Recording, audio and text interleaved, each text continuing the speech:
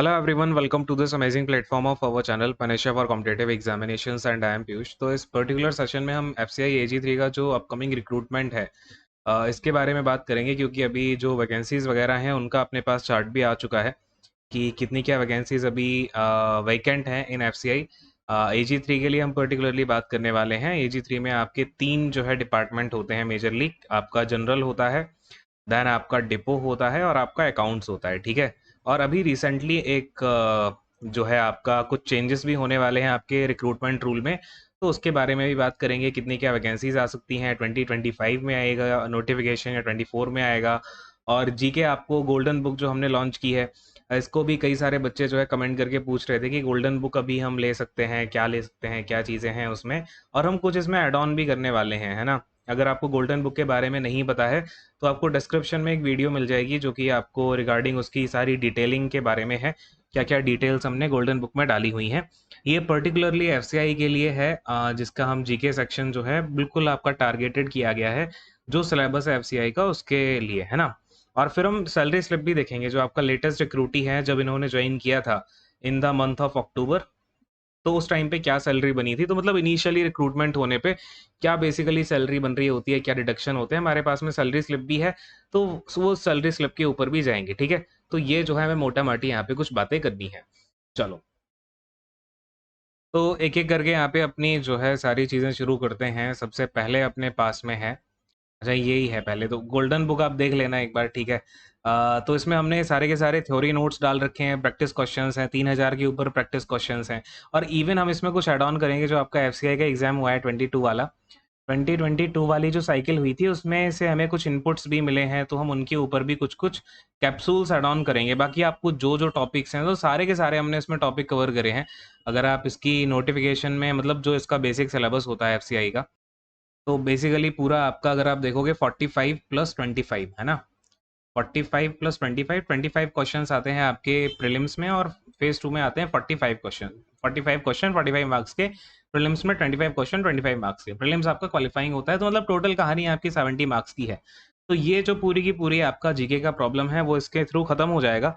और इसमें देखो हमने ये जो जनरल स्टडीज़ है, हिस्ट्री, ज्योग्राफी, इकोनॉमिक्स, ये तो डाला ही हुआ है, बट अदर एग्जाम के पॉइंट ऑफ व्यू से भी हमने कुछ कुछ कैप्सूल डाले हैं।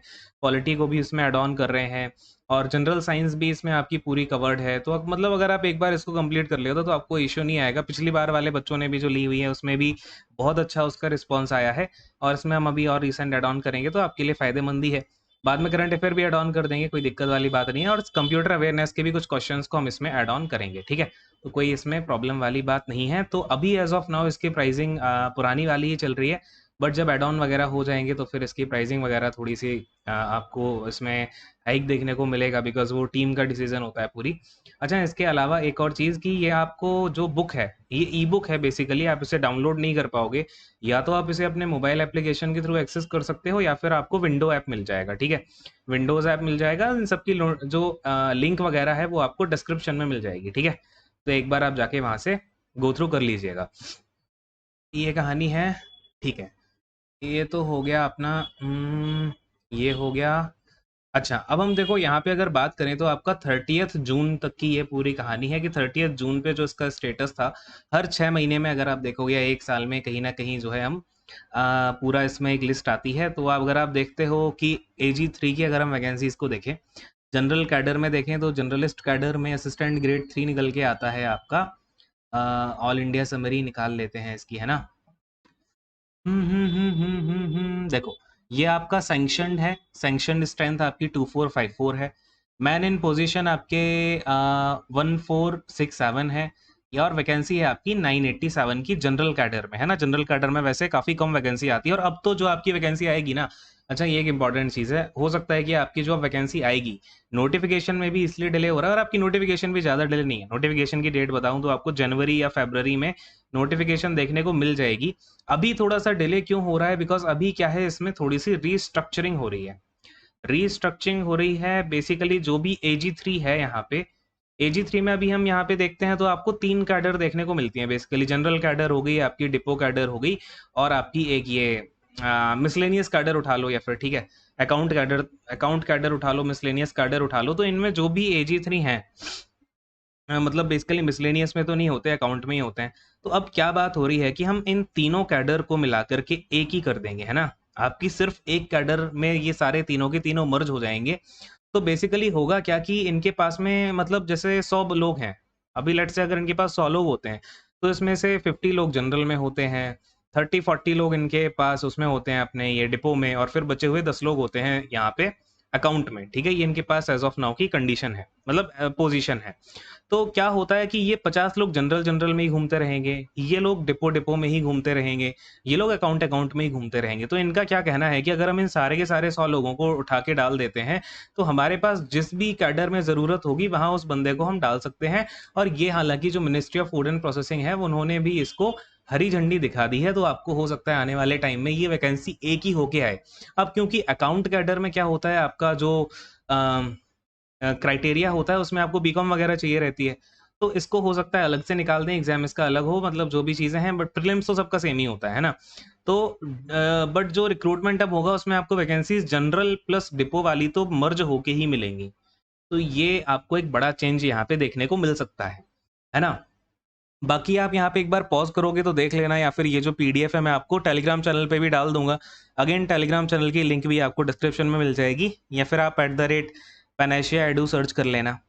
Panacea यहाँ पे अंडरस्कोर एडू करके टेलीग्राम पे सर्च करोगे तो मिल जाएगा, ऐसा कुछ है। इसके बाद में आपका डिपो कैडर में देखो तो असिस्टेंट ग्रेड 3 आपका निकल के आता है, 1777 वैकेंसी इसकी खाली है। तो ये भी अच्छी मात्रा में है। अकाउंट की अगर हम देखते हैं तो आपकी 187 वैकेंसी खाली है।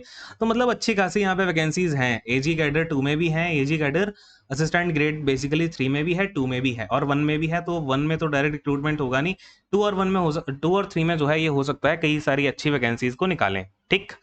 तो ठीक है, ये पूरी कहानी है आपकी वैकेंसीज़ को लेकर के, और मैंने आपको ये भी बता दिया जैन टू फ़ेब के बीच में आपको नोटिफ़िकेशन देखने को मिलेगा। अब देखो एक चीज़ है, आप अगर इसी एग्ज़ाम को टारगेट कर रहे हो, आपके पास कोई एग्ज़ाम ही नहीं है, तो मतलब आप इसके लिए जा सकते हो। लेकिन अगर आपके पास और कोई एग्ज़ाम है अभी, है ना? अगर आपके हाथ में है कि यार मैं बैंकिंग के एग्ज़ाम्स के लिए प्रिपेयर कर रहा हूँ, अभी आपकी एनआईएसीएल वगैरह की वैकेंसी भी आएगी, एसबीआई की भी वैकेंसी आएगी। एसबीआई में भी जो आपका जो ये जूनियर एसोसिएट होते हैं, इनकी भी अच्छी वैकेंसी आने वाली है ना? 12,000 के लमसम इसकी वैकेंसी आएगी। तो आप इनके लिए तैयारी कर रहे हो, तो अभी से एफसीआई पे दिमाग लगाने की ज़रूरत नहीं है। जो आप यहाँ पे पढ़ोगे जेईई के लिए, वो सारी चीज़ें तो काम आने ही वाली हैं, बिकॉज़ आईबीपीएससी इसका एग्ज़ामिनेशन लेगा। रही सही बात जीके की, तो जब आपकी नोटिफ़िकेशन आ जाए तब आप ई-बुक ले लेना, अगर आप अभी चाहो तो अभी ले लेना, वो आपकी कॉल है। तो उससे आप धीरे-धीरे पढ़ते रहोगे तो आपकी चीज़ें कवर हो जाएँगी, है ना? ऐसा नहीं कि बस मैं इसी एग्ज़ाम को टारगेट करूँगा, तो बिल्कुल ऐसे भी सब कुछ छोड़ के इसी के ऊपर हाथ धो के पीछे नहीं पड़ना है, ठीक है? बड़े भाई वाली सलाह है, मानोगे तो बढ़िया रहेगा। सेम गोज़ फॉर एसएससी वाले स्टूडेंट कि अभी आपका सीजीएल का प्री हो गया है, मेंस वाला एग्ज़ाम है, तो आप उसके लिए मतलब जो भी एग्ज़ाम है, उसके लिए पढ़ते रहें, है ना? ऐसा नहीं कि खाली-पीली बैठे हैं कि एग्ज़ाम को लेके जिसकी नोटिफ़िकेशन अभी आई नहीं है ना? जब नोटिफ़िकेशन आ जाए, तब उसके लिए पर्टिकुलरली पढ़ना चालू कर देना, एकदम जी-जान लगा के। बट आपके हाथ में अभी कुछ है ही नहीं, तो आप उसके लिए डेडिकेटेडली पढ़ सकते हो, बिकॉज़ पढ़ाई आपकी वेस्ट तो नहीं जाने वाली है, और हमेशा पढ़ाई स्टार्ट करते हो तो वहाँ से किया करो जो कॉमन सब्जेक्ट हैं आपके। जैसे कि आपका इंग्लिश हो गया, आपका ये हो गया, मैथ्स हो गया, रीज़निंग हो गया, ये तो आपका चाहे बैंकिंग हो या एसएससी हो, सेम ही रहने वाला है। उसमें कहीं न कहीं इंग्लिश में थोड़ा-सा पैसेज का पार्ट आ जाएगा, रीडिंग कॉम्प्रिहेंशन का पार्ट ज़्यादा आ जाता है बैंकिंग वगैरह में। बट स्टिल अगर आप पढ़ोगे तो वो कहीं न कहीं काम ही आने वाला है, ठीक है? तो कम से कम इन 3 सब्जेक्टों को पूरा स्ट्रॉन्ग बना लो अपना, अगर आप आईबीपीएस एग्ज़ाम के लिए कर रहे हो, यानी बैंकिंग वाले जो मेजर एग्ज़ाम्स होते हैं वो आईबीपीएस लेता है। हालाँकि बीआईएस का एग्ज़ाम हो गया, एफसीआई का हो गया, ये भी आईबीपीएस ही लेगा। तो इनके लिए आप अच्छे से पढ़ सकते हो आईबीपीएस के पैटर्न पे। अगर आप एसएससी वाले हो तो एसएससी के पैटर्न को कंटिन्यू करो, ऐसा कोई टेंशन वाली बात नहीं है ना? अच्छा, सैलरी स्लिप आपके सामने है। ये असिस्टेंट ग्रेड 3 की है, और ये जो आपकी सैलरी स्लिप है डिपो कैडर की है। Same goes for the general cadre. Depot में क्या होता है कि आपका थोड़े से अलाउंसेस वगैरह थोड़े हल्के-फुल्के ज़्यादा मिल जाते हैं। बट ये तो पहले महीने की कहानी है, तो सेम-सेम है, ठीक है? हालाँकि जनरल कैडर की भी है मेरे पास सैलरी स्लिप। जनरल कैडर वाले बच्चे की ये है जनरल कैडर वाले की, तो ऑलमोस्ट ऑलमोस्ट आपको सेम दिखेगा। थोड़ा-सा ऊपर-नीचे चीज़ें हैं, तो एक बार देख लेते हैं, है ना? चलो, तो ये है, देखो आपका बेसिक पे होता है 28,200, ये आपका आईडीए पे चलता है। ये तो आपको पता होगा एफसीआई क्या है, कि एक आपका पब्लिक पीएसयू टाइप की है, तो मतलब यहाँ पे आईडीए पैटर्न पे सैलरी मिलती है। यहाँ पे आपका 7th सीपीसी नहीं चलता है। 7 सीपीसी जो आपकी ये क्या बोलते हैं, जो आपका मिनिस्ट्री वाली जॉब्स होती हैं या जो डायरेक्ट गवर्नमेंट जॉब्स होती हैं, सेंट्रल गवर्नमेंट की कोई कंपनी वाली नहीं होती हैं, वहाँ पे चलता है 7 सीपीसी। तो 7 सीपीसी का जो आपका लेवल 5 होता है, उसके इक्विवेलेंट होता है आपका आईडीए का ये 28,200 का बेसिक पे, डीए आपका हो जाएगा 12,352, अगेन रिवाइज हो चुका है। तो ये आपका इसमें सैलरी बढ़ चुकी है ना? तो अभी आप ये जो देख रहे हो, ये 2023 की नवंबर या अक्टूबर की है ये, है ना? सैलरी स्लिप जो हम अभी देख रहे हैं। फिर आप एचआरए देखोगे तो ये 2538 है। ये आई गेस कि ये डिपो में एक्चुअली क्या होता है कि टियर 3 सिटीज़ में ज़्यादातर ज्वाइनिंग आती है, टियर 3 टियर 2 में मेजरली वहीं पे आती है। तो हो सकता है कि ये आपका टियर 3 वाले बच्चे की है। मतलब जो था ये टियर 3 सिटीज़ होती हैं। खैर, ट्रांसपोर्ट अलाउंस है 1692 का, हाउसकीपिंग अलाउंस है 2820 का, ड्रेस अलाउंस भी मिलता है 1410 का, एंटरटेनमेंट 1692 है, लंच अलाउंसेस के जो मील वाउचर्स वगैरह मिलते हैं तो ये आपके 1410 है। टोटल आपका 52114 निकल के आता है, जिसमें कि आपका अगर आप ये निकाल दोगे रिडक्शन वगैरह तो 6027 है। ये तो आपका चला गया उधर एनपीएस में। बाकी की कहानी ये हो गया। ये आपका सोशल सिक्योरिटी स्कीम का है, ये बेनेवोलेंट फंड है। फिर आपका मेडिकल का 250 रुपये हो गए, ठीक है। एनपीएस का 811 हो गया, सीपीएफ का ये हो गया। तो कुल मिला के आपका डिडक्शन 6000 के लमसम निकलते हैं। तो इन हैंड सैलरी आपकी यहाँ पे 46,087 है, जो कि आज के टाइम पे ये टियर 3 सिटी में भी 50,000 हो चुकी है, ठीक है। अब अगर हम बात करते हैं जनरल कैडर की, तो जनरल कैडर में है आपकी बेसिक 28,200 और डीए है आपका 12। ये सारी की सारी चीज़ें सेम है ना? बट आप देखोगे इसका एचआरए ज़्यादा है। पिछले बार में एचआरए कितना था? 250 रुपये कुछ था। इसका एचआरए है 7614। तो एचआरए का डिफरेंस पड़ता है। ये टियर 1 सिटी में पोस्टेड होगा ये वाला बच्चा, तो उसको एचआरए उसके अकॉर्डिंग मिल रहा है 7,614। तो इसकी सैलरी में भी अगेन 5,000 का आ गया ना डिफरेंस। ये 57 हो गई 52 से, तो इसकी इन हैंड 51 हो गई। ये भी अराउंड 55 है आज के टाइम पे। तो ये मतलब जब तक आप ज्वाइन करोगे अगले साल में और भी चीज़ें बढ़ेंगी, है ना? तो वो सैलरी अल्टीमेटली इंक्रीज हो जाएगी। अभी जब आप ज्वाइन करने वाले हो तब तक इसके 2 इंक्रीमेंट लग चुके होंगे, है ना? डीए वाले। तो सैलरी ऑफ कोर्स यहाँ पे बढ़ी हुई मिलेगी। तो ये कहानी है आपकी सैलरी की। तो ये वाली चीज़ें हैं। एफसीआई वाले बच्चे बहुत ज़्यादा कमेंट कर रहे थे यार, मतलब मेरे पास भरा पड़ा है टेलीग्राम की एफसीआई की बुक के बारे में बता दो, ये बता दो, वो बता दो। तो बट अलग अलग वीडियो बनाने से बेटर है कि आपके जो जो एक कॉमन डाउट थे वो मैंने यहाँ पे बता दिए हैं। अगर कोई और इसके अलावा आपका डाउट है कमेंट कर देना। अगर वीडियो बनाने लायक होगा तो वीडियो बना दूंगा, नहीं तो मैं कमेंट सेक्शन में ही आपका आंसर दे दूंगा। और रिगार्डिंग गोल्डन बुक, आपको उसमें क्या क्या चीज़ें हैं, क्या है क्या नहीं है, वो आपको डिस्क्रिप्शन की जो वीडियो है वो आप ज़रूर देख लीजिएगा, तो आपको सारी की सारी चीज़ें पता चल जाएंगी उससे, ठीक है।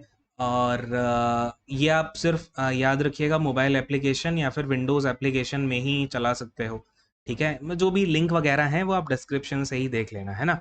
कुछ ऐसा सेपरेटली कहाँ से क्या डालेंगे। बाकी आप टेलीग्राम चैनल जरूर ज्वाइन कर लेना। जो भी इन्फॉर्मेशन होती है हम वहाँ पे ज़्यादा शेयर करते हैं, because videos banana is not that much comfortable. और छोटी छोटी चीज़ पे वीडियो मैं बनाता भी नहीं हूँ। तो फिलहाल इस सेशन को एंड करता हूँ। Thank you so much, God bless you all, take care and bye bye.